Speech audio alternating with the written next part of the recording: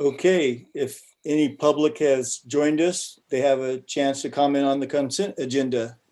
Has anyone joined us from the public? We have no consent agenda on this Oh, sorry. meeting. I'm sorry. Okay, well, let's that would get be to, where approval of minutes are, Yeah. but we don't have any. Okay, my bad. All right, so we'll go on to committee matters. Take it away. Thank you all for being here this evening. You know your staff, but our presenter, our technical staff tonight is Matthew Firkin from AECOM, and he always delivers a wonderful presentation. So let's hear it from Matthew. Oh no, I embarrassed him. No pressure. Take it away, Matthew. Right, I'm going to attempt to share my screen.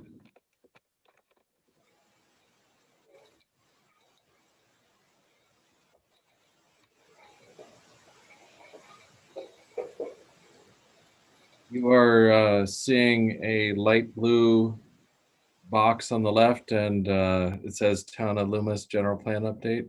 Okay. Yep. Excellent. Okay.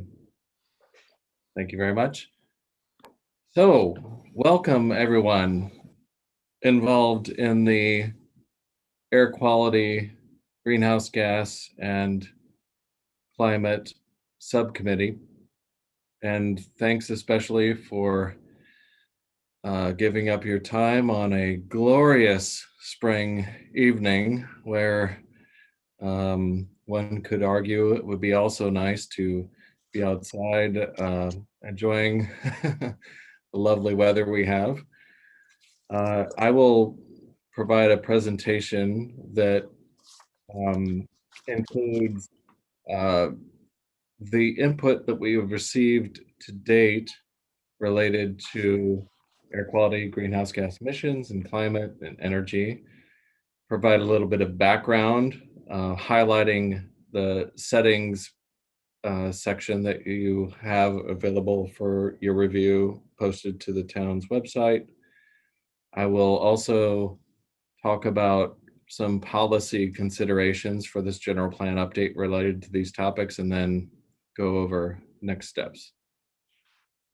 So first, you will remember, some of you, maybe all of you, when we had some really chilly nights in November, where the town hosted open houses to invite input on comprehensively on different topics related to this general plan update, including these. And I just wanted to go over some of what we heard that relates to air quality, greenhouse gas emissions, and climate.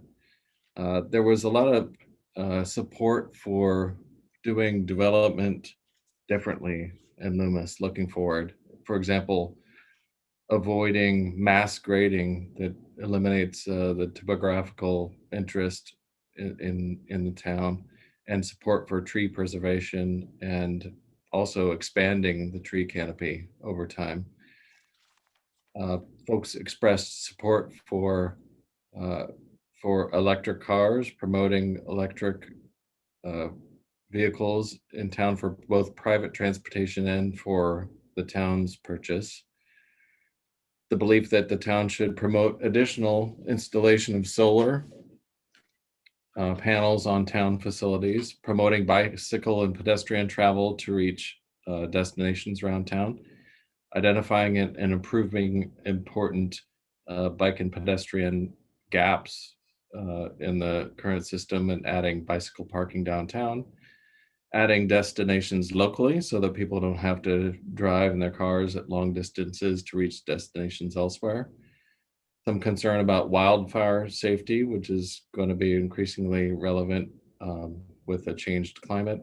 And then finally, support and concern about expanding housing choice.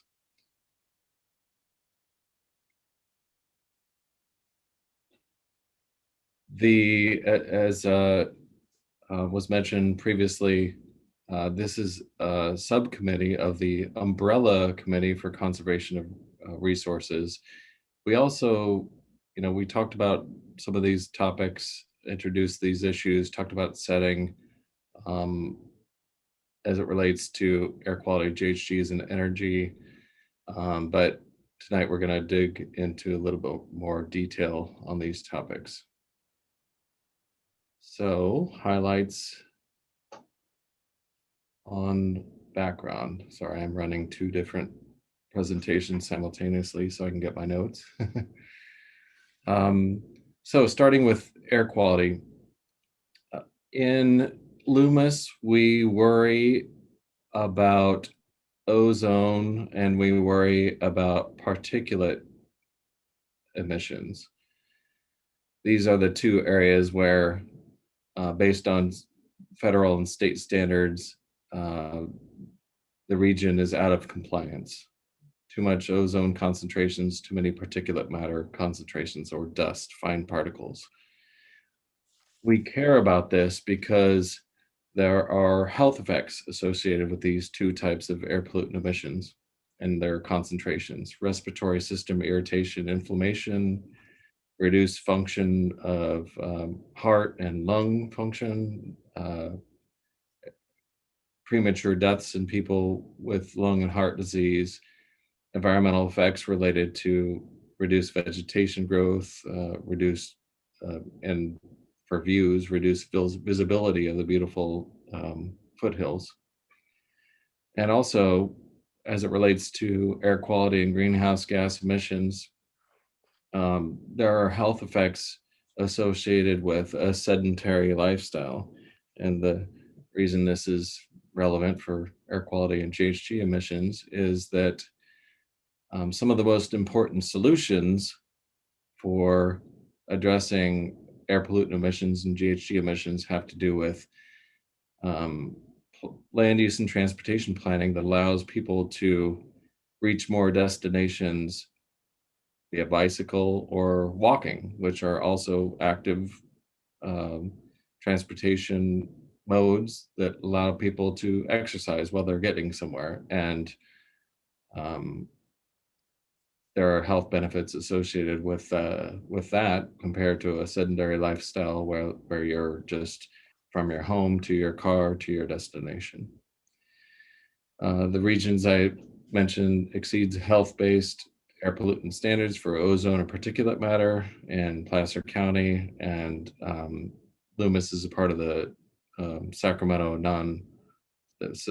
federal non-attainment area for ozone precursor emissions. As you can see on this slide here, if we worry about ozone precursor emissions, we mostly worry about transportation sources of those emissions. And that's, especially true because ozone has two main precursors: reactive organic gases, as you see on the left here, ROG, and oxides of nitrogen, or nitrogen oxides, as you see on the pie chart here on the right. ROG on the left, NOx on the right. These two things go together to produce ozone, but it matters what their ratio is. When the production rate of NOx is lower, then that means for ozone, NOx is scarce and the rate of ozone production is NOx limited. This area is NOx limited, meaning that if you reduce NOx emissions, you have a relatively bigger impact in reducing ozone overall. So you can see on the right, the pie chart here shows the majority of NOx emissions are from transportation. So that just means that if you reduce transportation related emissions compared to ROG, you're going to have a bigger bang for your buck. So mostly we care about transportation as it relates to ozone health related effects. The same is true if we are concerned about greenhouse gas emissions. As you can see on this slide, Vehicle transportation is the majority of greenhouse gas related emissions, the top source, and transportation and residential energy together account for more than 80% of greenhouse gas emissions. In Placer County, the same is essentially true. The biggest single source of greenhouse gas emissions is transportation, followed like Loomis by non-residential, by energy related uses.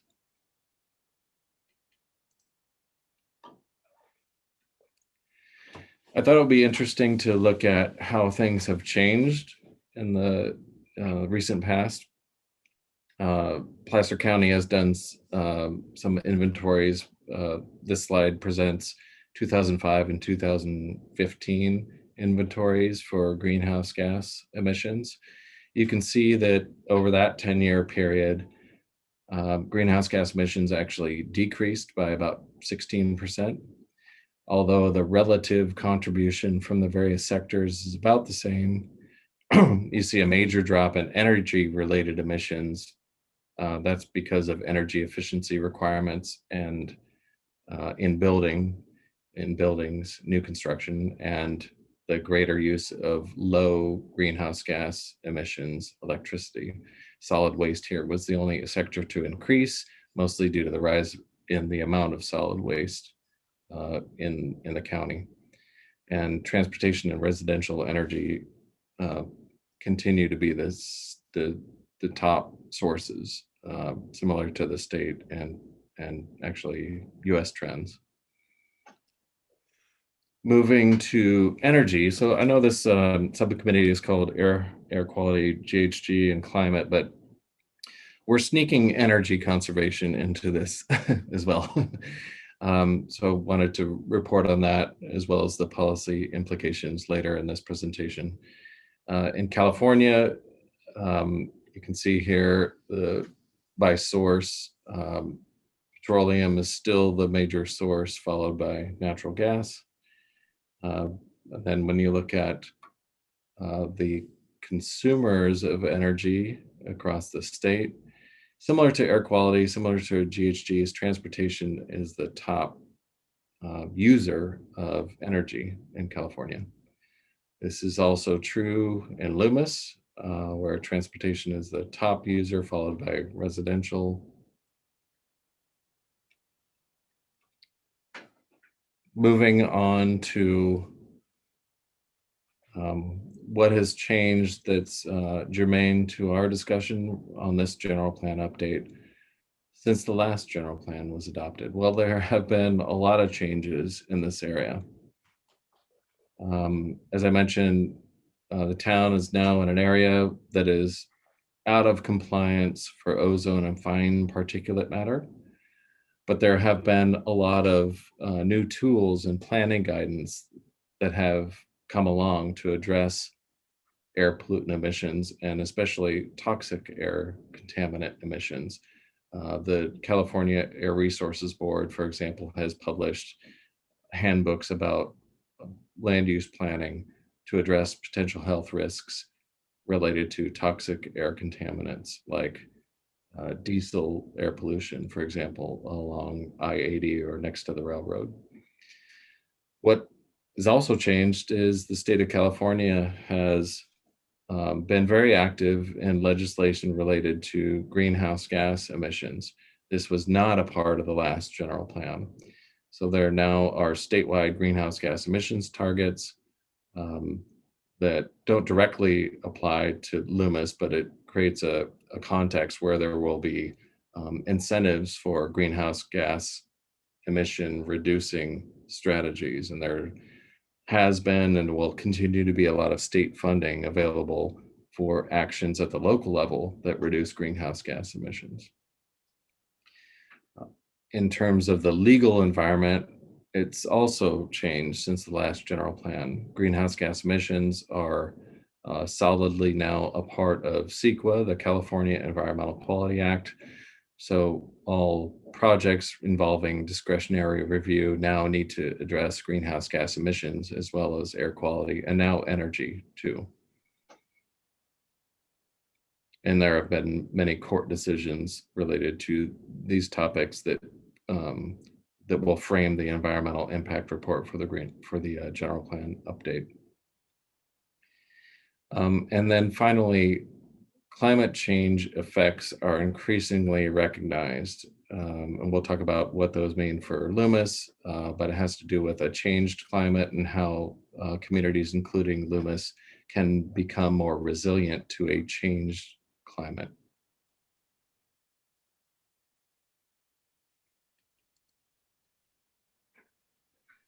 So now I'm going to talk a little bit about the policy considerations for this general plan update that relate to air quality, GHGs, and energy. For local policy, I think it's very important to understand that Loomis is not an island. This community, like all others, is connected to other communities in California on the supply and the demand side of any environmental issue. And that's especially true in the air quality and greenhouse gas and energy realm. For example, there's not a lot of need to develop new local policy to address construction-related air pollutant emissions. That's because the Placer County Air Pollution Control District, or PCAPCD, they have standard construction reduction strategies, and most jurisdictions in Placer County just adopt or refer to those standards. Similarly, with respect to energy, the state is regulating energy efficiency requirements for new building construction. So there's not a lot of need for local governments to establish their own policy as it relates to energy efficiency for new building construction.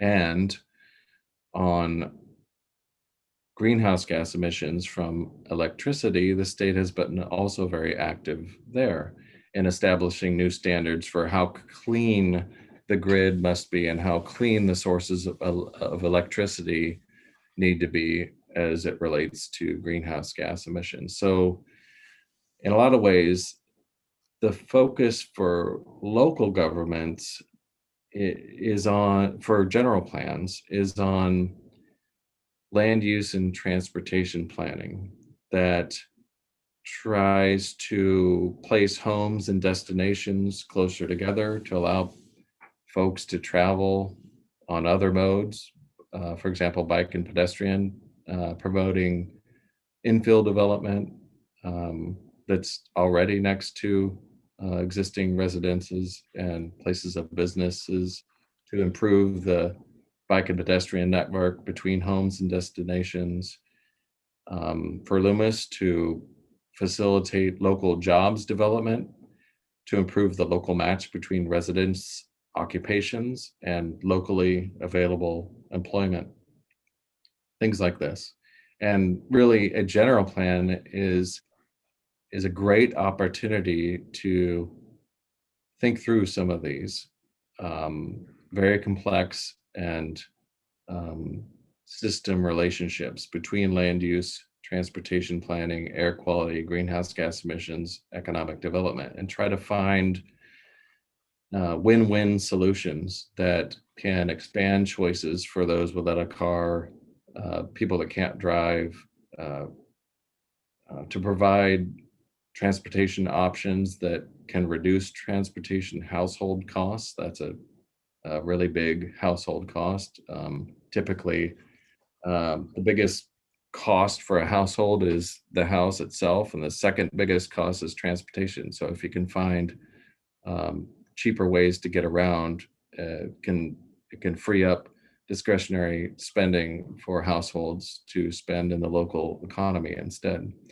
And then thinking about public health benefits through active transportation, if you can find ways that make it possible for people to reach destinations walking and biking. You can also improve the health by helping people build in exercise into their daily routine by reaching destinations. And also it's important to think about cross connections in policy and internal consistency of policy throughout the general plan, not just the conservation of resources element, but to other elements. For example, because as you have seen, transportation is the major user of energy and major source of air pollutant emissions and greenhouse gas emissions, it will be really important to connect air quality GHG energy policies with the town's approach to reducing VMT, or vehicle miles traveled. This is also an active area of state legislation. SB 743 is going to be discussed in the Transportation Committee. It's a new bill that would have local governments come up with a strategy to reduce vehicular travel demand or the need for driving in different communities throughout the state. The town's approach to that will obviously relate to the town's approach to reducing air pollutant emissions and greenhouse gas emissions. And then finally, another important consideration is toxic air contaminants. I mentioned that earlier. This is toxic air contaminants related to dry cleaners and diesel trucks along I-80 and locomotives along the railroad. This is another area where the state has been active in creating new requirements for engines. As new engines are produced, they need to be cleaner and cleaner, and that has a lot to do with reducing the diesel particulates emitted by those sources. Another area of policy consideration has to do with climate change, a changed climate. For Loomis, this mostly has to do with looking forward an increase in the average temperature and also extreme weather events, including extreme heat events that would affect the local area. Shifting precipitation patterns that will lead to more mega droughts, to changes in flooding patterns and increased flooding risk, reduced snowpack that would affect water supplies, and larger wildfires that might not directly affect structures in Loomis but would affect air quality looking forward. Other areas of a changed climate that would affect the local area have to do with water and energy reliability as the electricity gets turned off more and more in anticipation of wildfires. Water supply could be interrupted by events or by reduced snowpack. Impacts to agricultural crops in the area that might not directly affect the town's limits, but could affect the economy, and effects on plants and public health. With these committees, we are asking a lot of you. We're asking you to think about pretty big questions. I've presented some of the background here as it relates to the setting and policy considerations, but we want to know from you, looking at the existing general plan, especially the conservation of resources element related to air quality, greenhouse gases, and energy. What policies have been effective, or how could they be changed to be more effective? Is the language clear? Is content relevant, or is it not as relevant as it could be looking forward? Are there gaps like greenhouse gas emissions that ought to be addressed, and how should they be addressed? Should existing policies be strengthened because we think they are more critical looking forward as projects come before the town for review? And then what policy updates do we need to do because we need to comply with state law related to the general plan.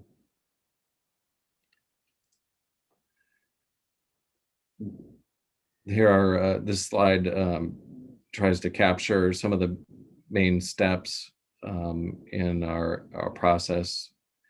Looking at the setting, and you can see the link in this slide. That's the homework. Review the setting information. Let us know what we've got right, what we've got wrong. Review the existing element. Think about key issues. Let us know what you think important trends are that we ought to focus on in revising the general plan and this element.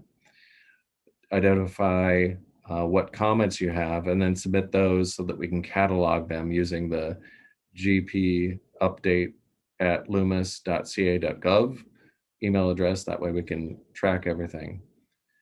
And for this subcommittee, the next concrete step is our meeting on May 6th, where we are going to delve more into just that.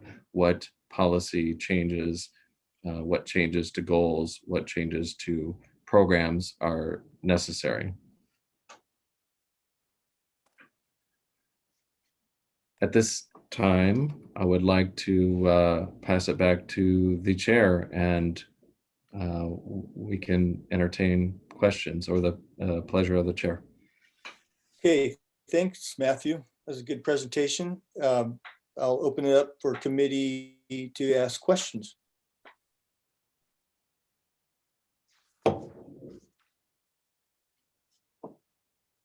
Anyone? I have questions, but I have lots, and so I want to make sure anybody else has their chance to go first if they have any. Okay, let's let Jan go first. Okay. Dang it, David, you probably would have answered my question. I'm just curious about the data, Matthew. I noticed that some of it is relatively old, back to 2015, and some of your other slides. Where are you gathering that data, and how new is that? That's the first question. Yeah, so let's just start generally. We are trying not to do original research here. It would be expensive. So we are trying to gather existing information from the state, as relevant for Loomis, from the county as relevant for Loomis, and then the existing studies that have been focused on Loomis. But we are, if there is something, sitting in 2021 here that we know is patently out of date, and actually, great question, because a lot of what the pandemic has brought is changes to the existing context. For example, I believe that VMT, vehicle miles traveled, in California during the pandemic is something like 17% lower than pre-pandemic levels. And that's going to have a humongous impact on greenhouse gas emissions and air pollutant emissions, different air pollutant emissions. So in general, yes, we have some older data that we are presenting here, but where we think having older data is a problem for policy making, we will try to update that, as long as it doesn't take 1,000 researchers working 1,000 hours to do it. Yeah. Well, because, since 2015, you've noticed, we live right by a Tesla dealership, and certainly so many people I know around here have electric vehicles. I'm imagining that would also help in a sense. And then my next question is about our climate and the fact that, I own a golf course, and we have lots of oak trees, and we've lost a lot of oak trees because of the climate. And so I'm curious to know if there's going to be some sort of a some sort of a look at what's our oak woodlands look like now after all of these horrific heat events that we've had. And right along with that, of course, is, the heavy rains and the relatively low root structure of these oaks. And they're so old, and then they get diseased and they just click. So I just kind of wanted to know, would there be a plan for our oak tree woodland, when I know there's a lot of people in our town that are really concerned about that? Yeah. I think that is actually, everything that you mentioned is important background information that can make its way into the revised settings. On electric vehicles, this is an important strategy at the federal level, at the state level, at the local level, to reduce air pollutant emissions and greenhouse gas emissions. And if we think that there are things that the town wants to do to facilitate and incentivize uptake of EVs, I think that should for sure be subject for consideration in the general plan update. And I think that's, we should put that on the queue for discussion as to what does the town want to do to have more than its fair share of EV use. I think that could be a great strategy. Totally relevant, totally germane. In terms of oak woodlands, yes, again, I think that is an important element to add to the settings section. Sequestration is what plants do to reduce greenhouse gas emissions. Essentially, the more trees you lose, the more vegetation growth you lose, the higher GHGs, the more vegetation growth you have, the more it sucks up greenhouse gas emissions. So I think some kind of additional reporting on that topic is relevant here, and we can adjust the setting section along those lines.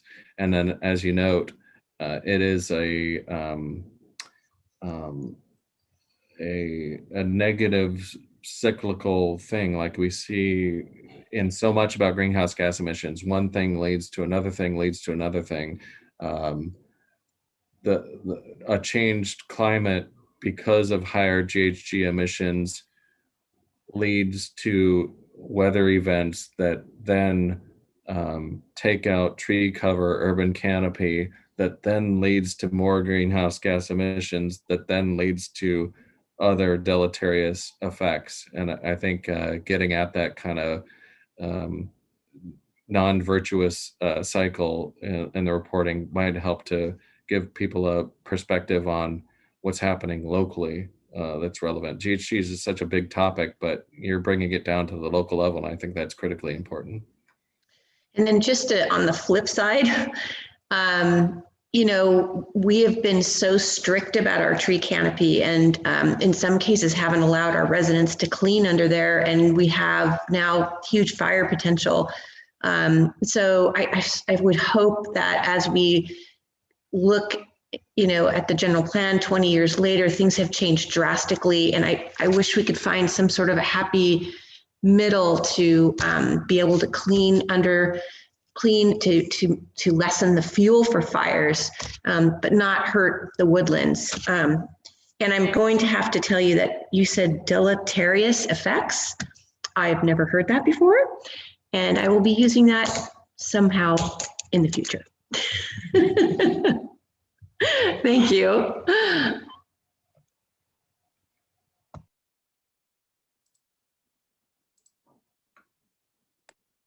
Okay.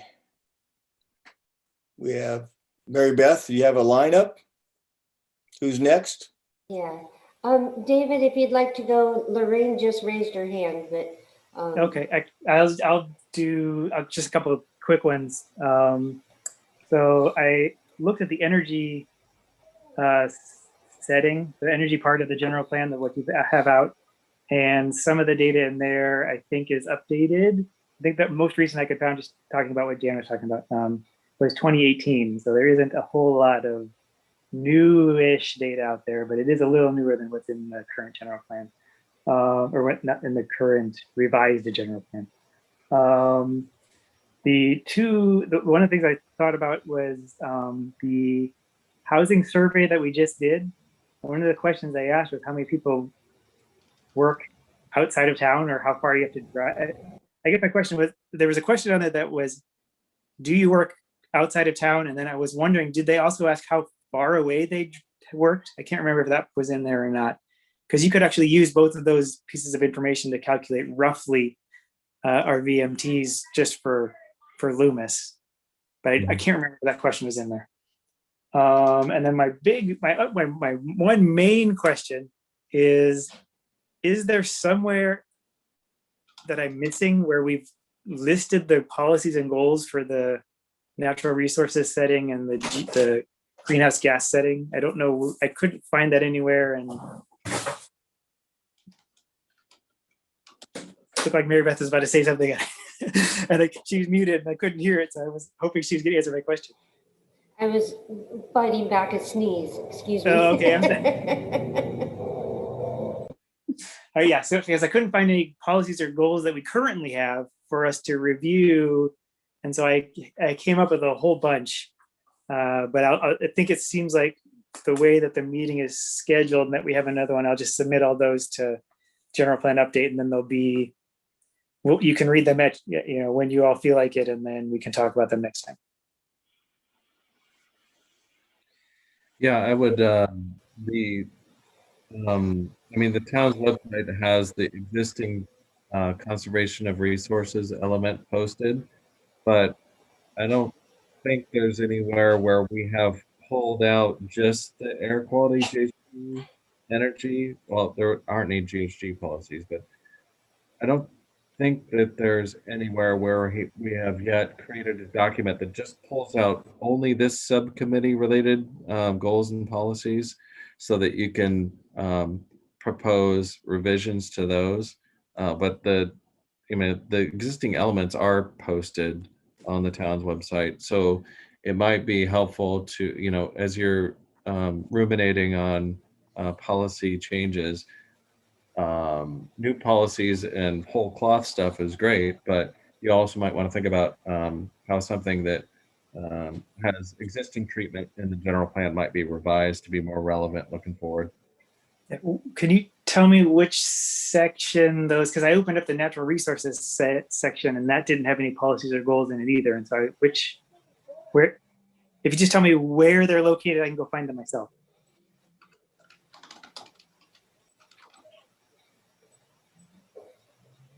I don't have the exact David, yes. if you go to the city's general plan 2020 website, you'll see volume 1 is the policy documents, and all those are the existing policy documents of the city in the general plan, and those are the ones that we'll be updating. Then there's another section on the planning commission or the planning website that is just general plan, and the whole general plan is in there. But I think I would suggest going to volume 1 and starting there, because I think we've put the page numbers on those and the line numbers so that you can refer directly to the page and line. But I believe, Christy, tell me if I'm wrong, but I think all of those documents are still version O. There may be a document version 1 in there, but most of them are version O yet, which is the original general plan. I can tell you, David, if you go to in the existing general plan, element 7, which is conservation of resources, there are air quality policies located on page 2.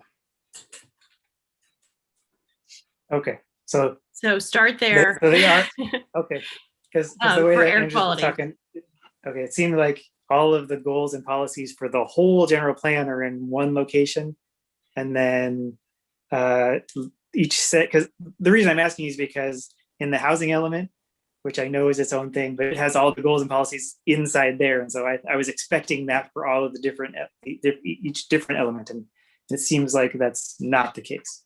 Yeah, the housing is going to be slightly different from everything else. Okay. So everything else All will right, follow that's- setting in that's why I volume couldn't find 3 it. and the Okay, policies thank in you. volume 1. Yeah, so just reminding you, Dave, volume 1 is a policy document, and that is a document under state law you can only update 4 times a year. Volume 2 contains the guidelines in there as the development requirements, and these are basically documents that follow the general plan. Volume 3 is a setting section, and that's purely just a setting of the community today, and that's going to be used both for the general plan and for the environmental document. We're trying to get away from every time an EIR comes in that we rewrite the history like a James Michener novel, but continue to update the singular setting for the town of Loomis and just constantly update it so it's updated and we don't have to go through this horrendous process. And then volume 4 contains the 2 certified environmental documents, and this general plan environmental document will go in there also. Okay. All right. Thank you. Yep. Okay, let's get Lorraine's question in there. Thank you. Lorraine, go Asked right ahead. Mine too. Well, my background as a nurse is specifically around the area of air quality. And one of my biggest concerns is the corridor right next to the freeway and proposals for putting housing in there. I know it's very difficult and controversial, but it also would require removing a lot of the tree cover in that area. And I almost feel like there needs to be some type of advising to people who live in that corridor right near the freeway that their life expectancy is shorter as a consequence. In order to raise some of the sort of, I see sort of one set of policies for the city itself and maybe for other people, but I don't know to what extent we're raising the issue of, does the city itself use electric vehicles? Is it using alternative sources of energy besides fossil fuels? Are we using solar on our own buildings? Are we, using recycled paper? Are we encouraging, which I think is wonderful, Zoom meetings in the future as opposed to public meetings? Possibilities of turning the downtown area, at least maybe on the weekends, as a walkable area only so that people use fewer cars. I know that the transportation issue is I commuted into the city for over 8 years and had no way to get from downtown Loomis to the train station on a bus, which seems ridiculous to me because none of the buses stop at the train station. And it seems there needs to be a way to directly improve our transportation from downtown Loomis. There's almost no carpooling into any of the schools at Del Oro. The traffic on Taylor and around Del Oro, because so many individual students drive cars, is horrible in the mornings and in the afternoons, and the air is terrible. I know when we bought an electric vehicle, we had to put in a charging station in our own home because there really were very few in the area. I noticed that Raley's is putting in more, but I would anticipate that in new construction, electric charging station should be required because I think that's the future. In addition to that, I know in the Bay Area, there is a big movement to electrify all new construction. And I know that there are proposals to do that on a statewide level. Being one of the people who was the nurse when the San Bruno catastrophe happened and there was a blow up of electric gas lines, I know the disaster that can happen. And would like to see discussion of electrification of all new construction and removal of gas lines in Loomis as well. Let's see. I would like to see a more active program in the high schools and in the schools to improve our tree cover, given that so much of it is being reduced. I'm one of those people who lost power, like everybody else, last summer. And don't know to what extent we can look at the electrical grid and our relationship to PG&E here in Loomis. So my other main concern in new construction or in existing construction is, given the potential for, I know this is a huge topic that had thrown at us, but given the changes that the environment is presenting for extreme climate events, ability to get in and out of places because of fire, and is a real concern to me. And I think the other one is, I know that we've made improvements, but one of the areas that you've mentioned that we haven't made improvements is in the area of solid waste. And I think with the dramatic increase in plastic pollution that's happening throughout the country and the world, and the inability anymore as of January 1st to dispose or send our garbage elsewhere, most of our plastic waste from Loomis is going into landfill, which is going to negatively affect greenhouse gases. So I think there needs to be some type of program either on the city level or to either reduce its own plastic waste or to figure out how we're going to encourage our residents to decrease garbage. So that's probably enough for me. And it was helpful to figure out where we would put our comments. But you mentioned some really good resources that the state has as to how to reduce the greenhouse gases. If you could post that in the chat where we could find those books that you had listed on your that would be a big help. I'd like that. Thank you. The ones in Matthew's PowerPoint. The books the pictures, there were 4 books that were listed there, Yeah. or pictures of books.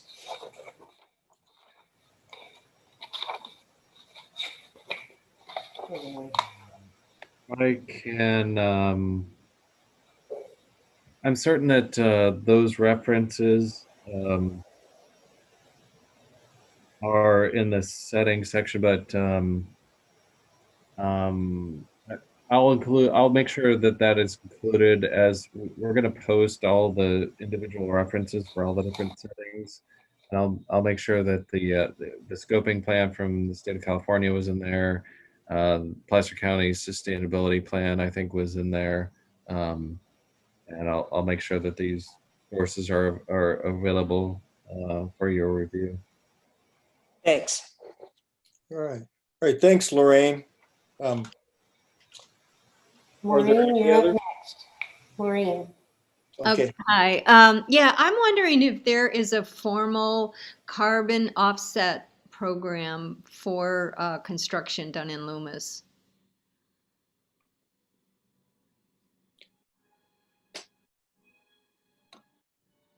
Mr. Chairman, is it okay to just informally respond to questions? Yes, please. Yes. I think you mean if a new project comes in, is there an existing policy or regulation that would apply to that new project that would require the purchase of offsets to address the project's new greenhouse gas emissions, so that the net emissions are zero or reduced? And to my knowledge, there's not currently any sort of requirement like that. Although offsets are the purchase of verifiable additional offsets has become more common in the last 5 years in California broadly. It's not been an existing policy or regulation in Loomis. Would it be good to have it? I mean, it would be good to have it if we could.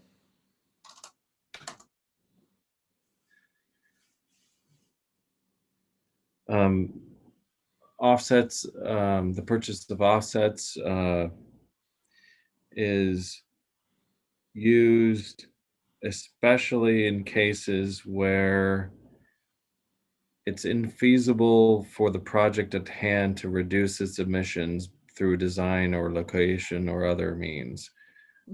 For example, a project I working on in Southern California, it's a large professional sports arena.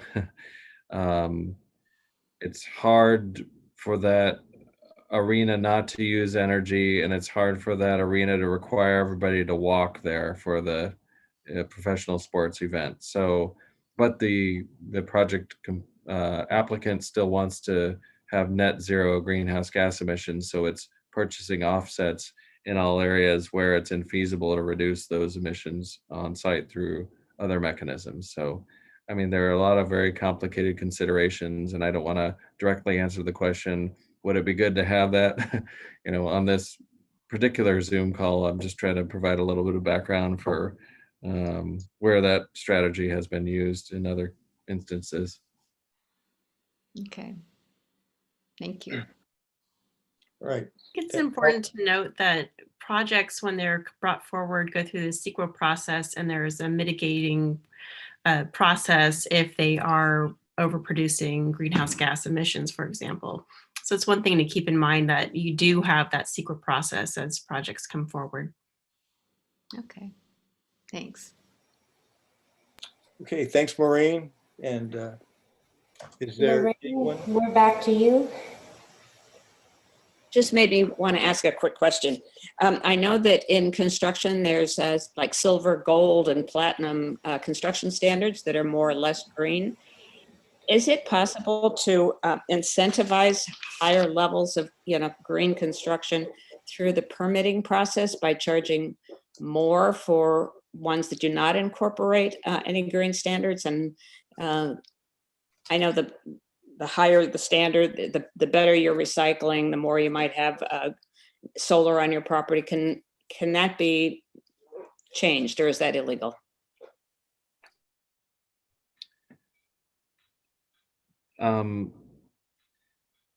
Andreas is.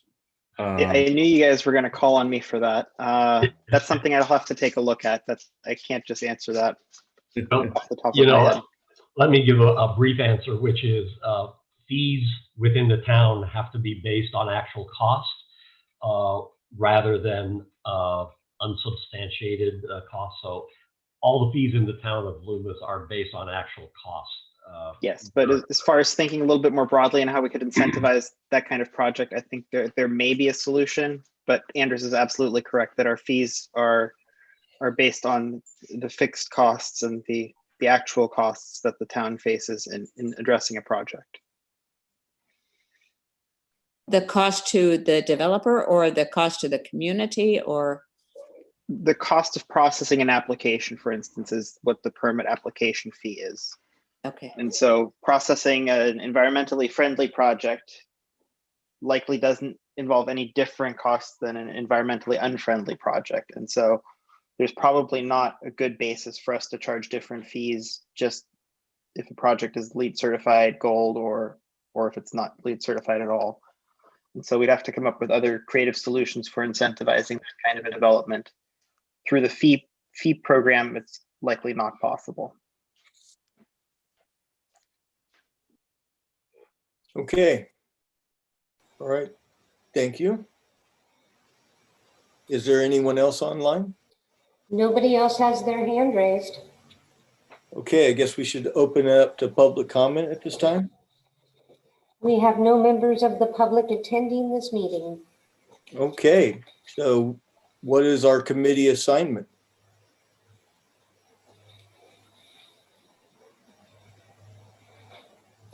Review documents, provide comments. Okay. And again, we direct you to submit those comments to the GP update at loomis.ca.gov email address. That one email address goes to many people. So it just doesn't sit in somebody's basket. It gets moved around and distributed appropriately. So depending on the topic.